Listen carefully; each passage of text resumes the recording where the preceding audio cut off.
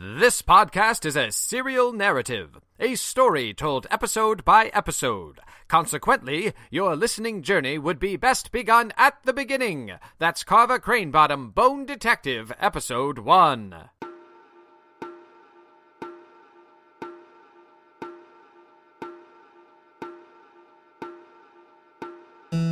It is the year 2015, and life has lost all meaning. What once was up is down. What once was right is wrong. And those who dare to make a podcast which subversively reanimates the dead art of radio theater are considered dangerous criminal outcasts. Driven into exile, 4 pungent brigands risked their lives to broadcast from a South Seas barge crudely fashioned from the disintegrating corpse of an ancient titan and several thousand yards of cooking twine to bring you the triumph, the majesty, the sublimity of rude alchemy.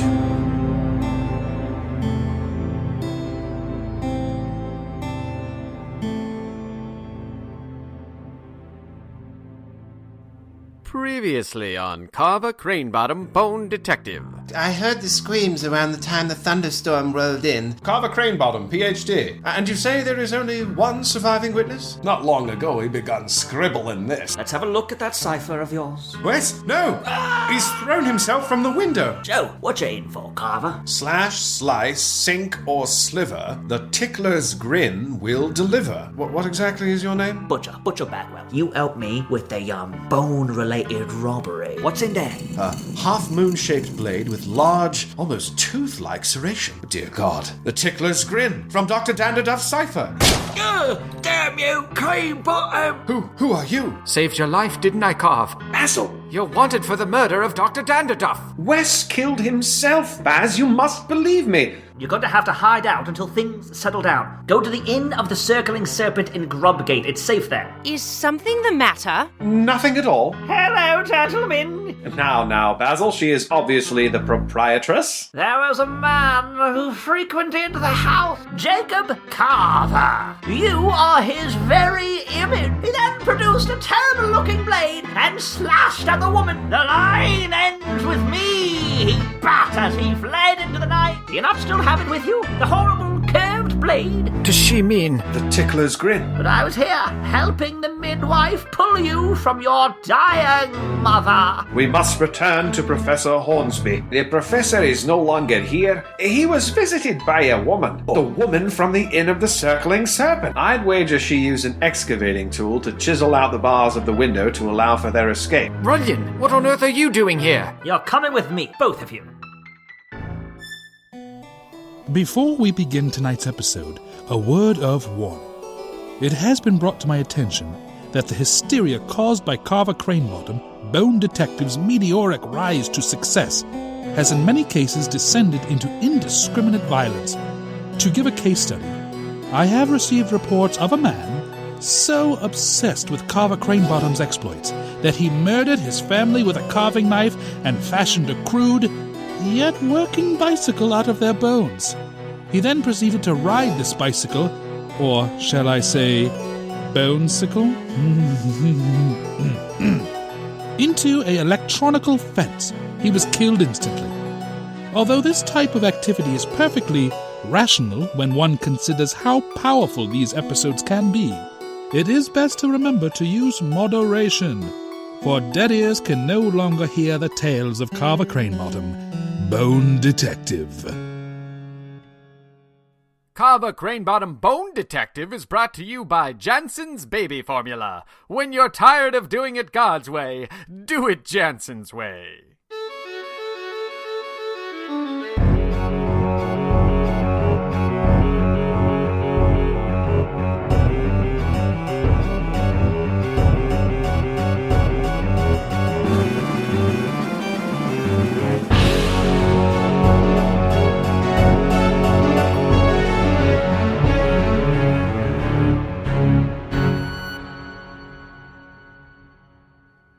When last we left Carver and friends, Constable Runyon had reneged on his earlier promise to help and was, to all appearances, about to arrest Carver and the bewildered Baz with him.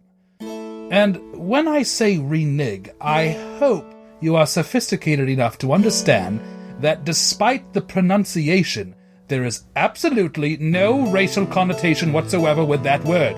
I pride myself on being staunchly open-minded and tolerant. In fact, my Uncle Cecil was a freedom rider. Not with Dr. King, mind you, and I believe the protest was somewhere in northern New Hampshire, but there were plenty of offshoots of the movement that required just as much bravery. Regardless, renege is a perfectly legitimate vocabulary word that means to break one's word, or to go back on one's promise, or to give something and take it back. You know, like an Indian giver, a dirty, uncivilized, drunken Indian giver. See? Nothing racially motivated at all. On with the story. Come now, Runyon, where are you taking us? You'll see. Pipe down. Damn it, Onion! We were on the verge of a breakthrough. What did you just call me? Oh, nothing. Nothing at all. Onion?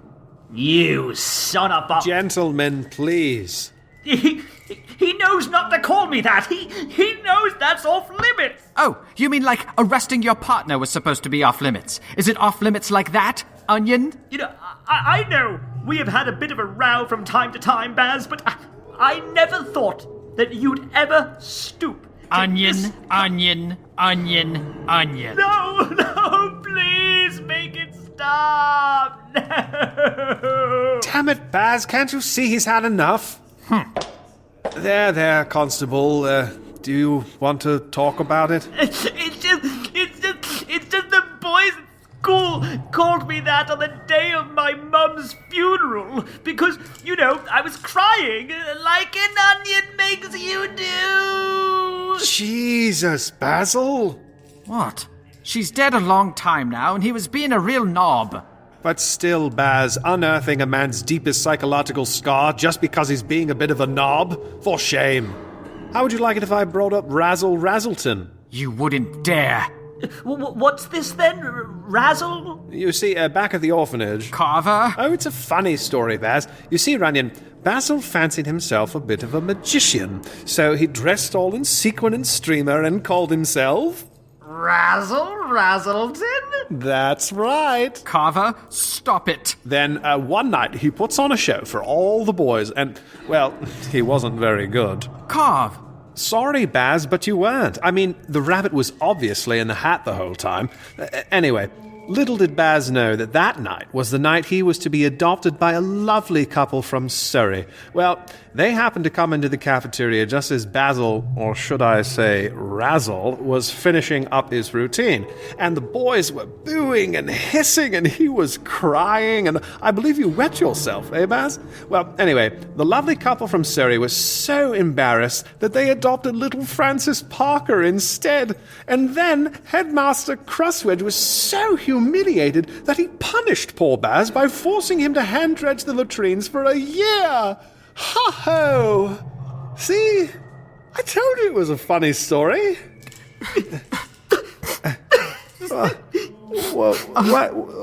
What's wrong, boys? I'm sorry, Ned. Me too, Baz. I was just upset, you see. No, think nothing of it. You're a good partner. Not always. No, don't be hard on yourself. We're both just too hard on ourselves. Yes, there's a lot of pain there. A lot of pain. That's why we've got to... Stick together? Yes, that's right. That's right, Basil. Constable Runyon and Constable Basilton looked at each other and perhaps saw each other for the first time, not as partners or rivals or even friends, but as people. Real, live, broken, hurting, feeling people. It was really gay. All right, that's enough of that. You're staring at each other like a pair of meat-starved cannibals. Right. Well, anyway, I wasn't arresting you. You weren't? No, I just wanted to get you away from the hospital staff. You see, there's been a development. Carver Cranebottom, you've been officially exonerated of Dr. Dandaduff's murder. Aha! Of course I have. The boys at Scotland Yard finally came to their senses and pegged it for a proper suicide then. Not at all. We've had a confession. What? A man came down to the station and turned himself in. Said it was him that killed Dr. Dandaduff. Impossible. Wes clearly killed himself. He jumped out the window. Bring me to this suspect immediately. I should like to question him. I'm afraid that's impossible. We'll have him tied up in official questioning for some time.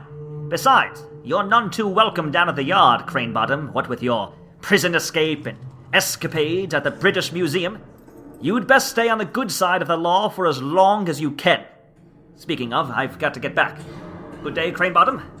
Good day, dear, sweet Basil, my partner, my friend, my confidant, my soulmate, my heart. This went on for a very long time. My loin. It turns out the two battling blood vessel. bobbies were both secretly My vein. yearning to make peace, My but bone for marrow. pride's sake, My cologne. were too afraid to make the My first overtures. toe. It took a psychological mastermind ankles, like Carver which you have always Cranebottom commented to on set your them on the favourite path feature to of mine, which reconciliation. until now I've thought rather Still, bizarre and Carver odd. wondered Now if I maybe know it all wasn't a you bit look much. at me, and you see my ankles more than I see them myself. You angel! You god of companionship and manly fraternal love! I'd say you live in my soul if it weren't for the suspicion, nay, the certainty that you are my very soul, Ned. Tillion, I'll hold your sweet words in my mind like lambs in my arms, Basil. Tillion. Okay, Carv, what should we do next? Are you okay? What? Of course, let's go. I'll follow your lead. Right. Well, the dredging mattock. Since we're forbidden from interviewing the suspect, it's our only lead. To Cornelius Ackerman's shop. Down the hazy cobbled streets of London's famed excavating equipment district, there was Gus Blanchard's Pickaxe Emporium, Chester Overton's Bone Brush Hut, and Frederick Gaston's Spade Shack, which sold spades, by the way. You know, as in shovels. And frankly, the fact that I have to keep explaining these terms says much more about you than it does about me. I'm comfortable with my view of the world and its inhabitants. I'll not have you holding my vocabulary hostage due to immature faux sensitivity. The whole thing is womanish. Anywho, Cornelius Ackerman's excavating equipment dispensary was well known to all archaeologists, historians, and bone enthusiasts. Thusly, Carver knew it to be the only location which carried the Ackerman dredging mattock, the tool used in Hornsby's supposed escape. Carver further knew that Mr. Ackerman himself required a delicate touch, for he was most thoroughly and completely mad. And no, not the kind of madman that takes photographs of his own excrement, but the kind of madman that takes photographs of his own excrement and then sends those photographs to dignitaries, statesmen, and occasionally friends and business associates. On holidays mostly. In fact, just that past Yuletide, Carver himself had received a lovely Christmas card with a bit of verse, a festive greeting, and a horrid, shapeless image carrying a smell that was a trifle more than imaginary. With a not-so-deep yet steadying breath, Carver entered the shop with Baz on his heel.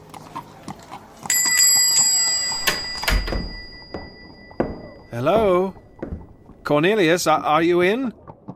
Keep your wits about you, Baz. This man is unpredictable at best. Right. Who's there? Cranebottom? Is that you? Yes, Cornelius, it's me. Hold still. Wait right there. I'm just finishing up in the dark room. Ew.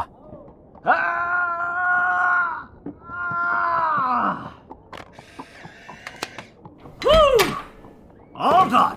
Although I must say, my last subject was a difficult one. Couldn't get him to smile for you, eh? No, it's poop. It doesn't smile. I'm sorry for him, Cornelius. It's all right. Basil! Now, what can I do for you today, my good man? In need of our bone braces, sand sifters, fossil clippers? No. How about our tooth ticklers, femur flagons, canine casters? No. Artifact anglers, cartouche couplers, sarcophagus cinzel, No, feces photos, poop pics, excrement images? Maybe next time. Look here, Ackerman, we're on official police business. Please let me handle this, Baz. What's his problem? He's never seen a waste landscape before? I should have mentioned, there was a large mural on the far wall of the shop. It was an idyllic country landscape. You can guess the medium. No, he's a bit of a rube, not used to real art. I'm afraid he's right, though. We are here on something of an official capacity. If they weren't using it, then it's public domain. No. It just would have ended up in the sewers. I'm doing a public service. We don't, Sculpture is a new endeavor for me. I need a lot of material. I think I'm going to be sick. Please, Cornelius, you've done nothing wrong. I wouldn't say that. Listen to me. Your famous dredge mattock, the Ackerman, do you still sell them? Well, it's been some time. Ever since Tuscan Talon Enterprises came out with the new Dredge-O-Matic, or whatever they call it. The auto dredger, yes. Right. Business hasn't been the same since. Time was, I couldn't keep an Ackerman Dredge-Matic on the shelf. Now, I'm lucky to sell 1 or 2 a year. Have you sold any recently? You know, if you had asked me that a week ago, I would have said I couldn't remember the last time. But you're in luck. Just yesterday, a most striking young woman came in and purchased my last one. Oh, now, Cornelius, please. I'm all for a joke between old friends, but a woman? Next you'll tell me she was wearing pants. She was wearing pants. Dear God, Carver, could it be? Tell me, Cornelius, what did this young lady look like? Well, I told you she was very striking. Of course. She made quite an impression on me, and as an artist, I just had to make a record of our encounter. Here you are. A sketch. It's uncanny. That's her, all right. You are quite the artist, Cornelius. Aww, you're too kind, Carv. Listen, why don't you hang on to that drawing? Please don't take the poop drawing. You mean it, Cornelius? Please don't take the poop drawing. Of course. What are friends for? I've got loads of them. Great heaping loads of them. Well, if you're sure. Thanks, Cornelius. He's taking the poop drawing. Now, you didn't happen to see where this gender-questioning beauty was headed, did you? Before or after she headed to my bedroom? Yes! Cheeky bugger here. This cheeky bugger. Attaboy. Oh. Wait, are you serious? A gentleman never kisses and tells. But you just did. Mum's the word. Come on, Ackerman. She barely gave me a second look. You! What can I say? You know how it is. Carver, we should go. She did know you were a poop artist, right? Right, an artist who works in the medium of poop? Come along, Carv. Good day, gentlemen.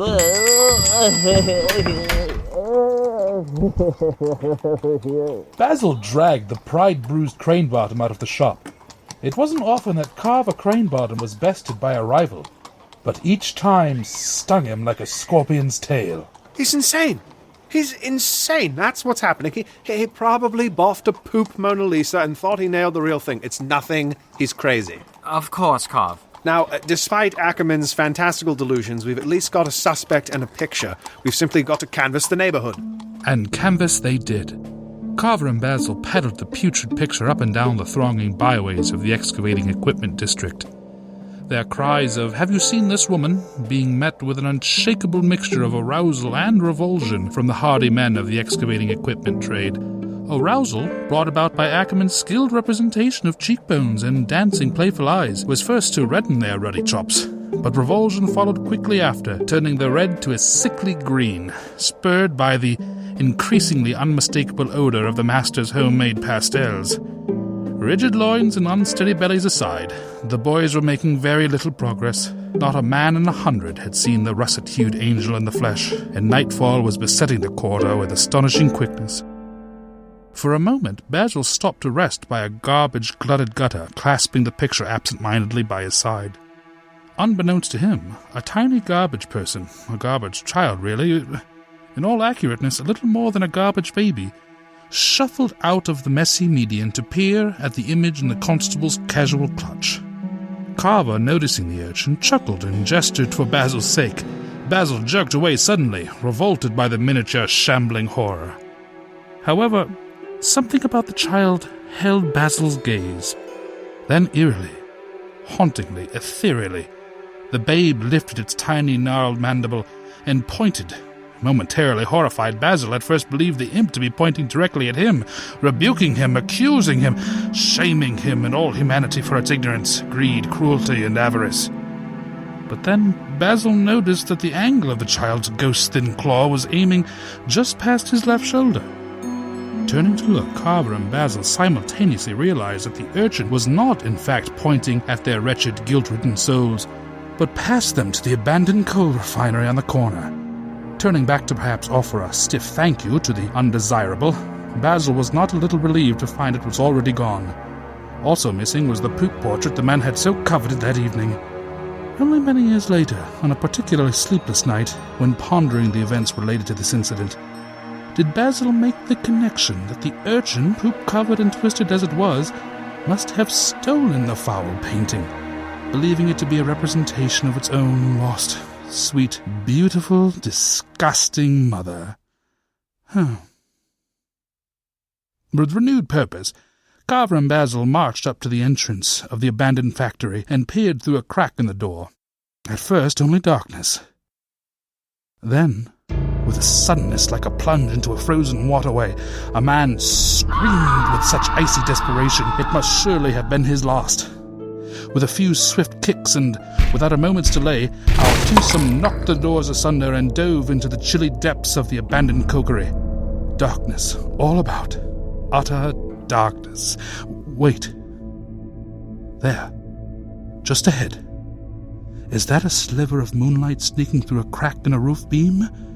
And what motionless figure does it illuminate? Professor Hornsby, is that you? It's him all right, Baz, but he won't be answering. Hornsby's corpse sat lazily in an old wheeled chair. As Carver slowly spun the chair on its casters, the moonlight deigned to reveal the professor's mudcake shoes, sticky red sport coat, and the gaping, grinning gash leaking from ear to ear. Dear God. Keep your wits about you, Basil. The murderer is close at hand. Remember, this wretched man was alive and screaming mere seconds ago. Carver and Basil stumbled aimlessly through the expanse of the coal-black coal plant. Unable to see, their other senses leapt into action. Smell the clean, ashy remnants of 100 years of sooty labor side by side with fresh spilt blood and death's unspoken foulness. Taste dry, sticky, gravelly fear clutching at the back of the throat. Touch cold, empty draughts, and occasional sharp, gripping edges of some long-forgotten machinery created up for eternity. Sound, labored breathing, the frightened man nearby, his timid footsteps, and just ahead, something inching, coming closer. Dragging, deliberate, measured footsteps, and an intermittent, tiny, echoing dripping, as if the being held a recently soaked object that was fast shedding its grim supply of liquid. Who's there? Show yourself, damn you! Look out, Carve! The phantom hurled Carver Cranebottom to the floor with uncanny strength. This is how you want it. Fine by me. No, hold! As Basil fumbled for his revolver, the figure pinned Carver to the floor and inched a small, red-slicked blade ever closer to his bulging throat. With one hand, Carver held back the advance, and with the other he freed the tickler's grin from his belt buckle. A glint of light glanced off the knife's grotesque teeth and rested on the face of the wily assailant. The face, Carver quickly realized, had lovely, impossibly high cheekbones and dancing playful eyes. Despite being in fear for his life, Carver was pleased to see that she was not, in fact, made of poop. The beauty's eye fell upon the fearsome knife, and with a sharp gasp of recognition, her assault hesitated. Carver did not miss the opportunity. In a flash, her pitiful knife was skidding across the floor. Carver flipped the lass high into the air and slammed her hard into the ground, reversing positions instantly. As she choked to regain her breath, Carver slid the tickler's grin deliciously close to her supple, straining neck. Not so strong now, are you? Are you, you little beast? Carver! You like my knife? See his teeth? He's hungry, love. Is it time for a feeding? Carver! Tickle, tickle, tickle, tickle. Carver, enough! Baz, what the devil are you doing? I had to get your attention, Carv. You were going to kill this woman. No, I... Carv, you're drooling. What? Oh, so I am. Sorry about that. Got a bit carried away, I suppose. You gave us quite a scare, young lady. What's the meaning of this brazen attack? Go to hell. Oh, that's nice. You were going to cut my throat. Preposterous. That dagger. Where in hell did you find that? And what's the meaning of busting down those doors there? This is private property. That's enough. You'd best hold your tongue. I'll be asking the questions around here. Now listen and listen well. There's something I have to know. Something I need to know. This is very important, so pay attention.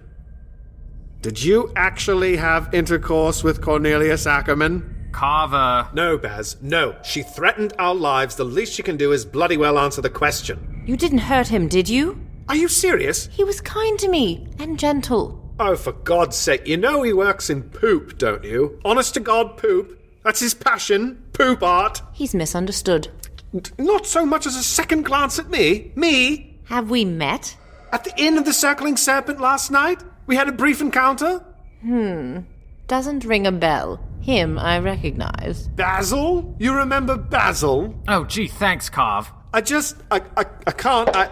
Baz, take over, would you? All right, miss, what's your name? Lilith Fontenoy. And what did you do to poor Professor Hornsby? Well, that's clear enough, isn't it? But why? An innocent professor. Innocent? Who are you, anyway? Carver Cranebottom, Ph.D. This is my associate constable Basil Basilton. Carver? Of course. Of course what? Nothing. None of it matters now. My work is complete. Are you sure? You were going after my carotid with feverish intensity only moments ago. You came in so quickly. I had to be sure Hornsby was dead. I didn't get to check before you barged in here. Well, Miss Fontenoy, you can rest assured he is quite dead. Excellent. With Hornsby dead and Danderduff, then... Danderduff? What do you know about Wes? It's over now. It's all over. So that's it, then? Clamming up like a clammy clam? Eloquent. Damn it! She's got me all crossed up! Those infernal cheekbones! And the Ackerman thing, I just can't! All right, give it a rest, Carver. You've got to get yourself under control. Let's give the boys at Scotland Yard a go at her. She's confessed to murder. Perhaps they can get the rest of the story. Not bloody likely. My work is done. I've nothing to say. We'll see about that. On your feet, come on. Lilith Fontenoy, silent but with a strangely satisfied smile on her ruby lips, put up no struggle as Constable Basilton led her to the yard. She was booked on suspicion of murder and, despite her proclivity for pants, was whisked away to the women's holding cell. Finally alone, Basil took a moment to confront his morose friend, who was sullenly spinning the tickler's grin between two nimble fingers. Carver, what on earth happened back there? What do you mean, Baz? With the woman. I know she was attacking you, but you were so savage. You seemed to enjoy your brutality. I've never seen you like that. Haven't you? No, never. Well, what's your point in bringing it up? To tell me that I handled myself irresponsibly? No, Carver, I just... You just what? You just want to berate me for my conduct in the midst of a violent attack? Don't be like that, Carver. I'll be any way I bloody well choose, Baz. She was on me, all around me. That she-devil wound her claws round me and dug at my very life force. How would you expect me to act? With fear, Carver. With steely bravery in spite of it, with witty ingenuity and wily grace, the ways you've acted in countless other life-threatening dilemmas. But savagery, cruelty, gleeful violence? Yes, it was gleeful, wasn't it? What are you... It's almost a dance, isn't it? The thrust, the jerk, the vibrating steel, why, it's like music. Tickle, tickle, tickle, tickle, tickle, tickle, tickle. Carver, you're frightening me. She's awakened something in me, Basil. Something long dead now rages in my blood. It's rather frightening, but exhilarating as well. I feel as if I could overcome anything, anyone. Tickle, tickle, tickle, tickle, tickle, tickle, Carver, tickle. stay back. Tickle, tickle, tickle, tickle, Carver? tickle, tickle. What say you, Baz? Up for a little dance? Stay away! Tickle, tickle, tickle, tickle, tickle. Carver lunged at poor Basil, the grinning steel leading the way. Basil whimpered girlishly and crumpled to the floor just as Carver's blade struck the wall behind him and skittered out of Carver's grasp. Basil, What is the matter with you? I'm sorry, I don't know what came over me. Can you ever forgive me? It was with this question hanging in the air between the two bewildered friends that Constable Runyon entered suddenly and broke the tension with his usual skillful charm. What's this then? Basilton? What are you doing on the floor? And did you wet yourself? Again? Leave it alone, Runyon. I've a good reason this time. What? Did you leave the rabbit in the hat again? Eh, Razzle? You monster. Basil hurriedly, and with as much dignity as he could muster, collected himself and scurried away, presumably to some secret dark place where he fancies himself big and strong and loved and amply parented. Basil, wait! Oh, leave him be. He always comes back, eventually. You ready for the interview, then? What interview? The suspect that turned himself in for Dandaduff's murder. You said you wanted to see him. He's ready now. By St. George, I completely forgot. Lead the way, Constable. Runyon led the way, and whilst his back was turned to unlock a rusty gate, Carver Cranebottom casually knelt to retrieve and pocket the tickler's grin. Runyon gestured down a long and unhappy corridor. Last cell on the left. But be quick about it. Your name ain't on the docket. Carver hastened down the echoey hall, forcing his mind to focus on the upcoming interrogation and not the shining, beautiful, beastly blade pulsing Carver, Carver, Carver from his pocket.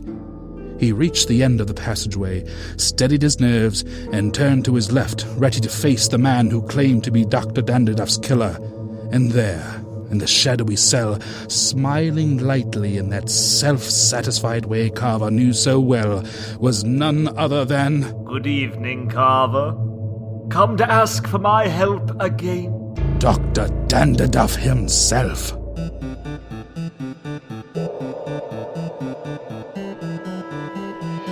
How does the late Dr. Dandaduff now stand before our hero? What sorcery brought the dead man back to life? Did Lilith really stoop the poop artist? Find out in the season finale of Carver Cranebottom, Bone Detective. Carver Cranebottom Bone Detective is brought to you by Davidson's Soap.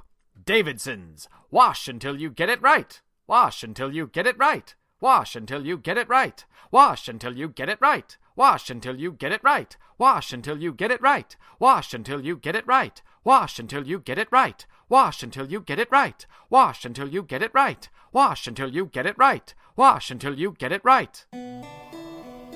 When I was a small child, my mother brought me on a picnic in a wildflower field next to a trickling brook. We ate meringues and pickled goose eggs, and laughed at the turtle doves cooing overhead in a mulberry tree. As the warm summer's eve turned to a cool yet pleasant dusk, my mother pointed out constellations until the fireflies mixed with the stars, and all around us was beauty and the flickering, pulsing, reassuring light of the angels. This is my favorite memory. It brings me peace when I am most distressed. And most of all, it reminds me of my dear, sweet mother whom I lost to consumption a short time after this occurred. I cherish this memory.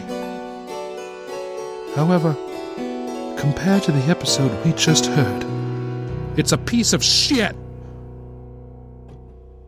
Join us next time on Carver Cranebottom, Bone Detective. Rude Alchemy is Mr. Thomas Hodgkin, Mr. Andrew Kane, Mr. Andy Wertner, and Mr. Ryan Whalen. Carver Cranebottom Bone Detective story by Mr. Wertner and Mr. Kane. This episode written by Mr. Wertner, edited by Mr. Wertner. Featuring the voices of Rude Alchemy with Miss Julia Stroop as Lilith.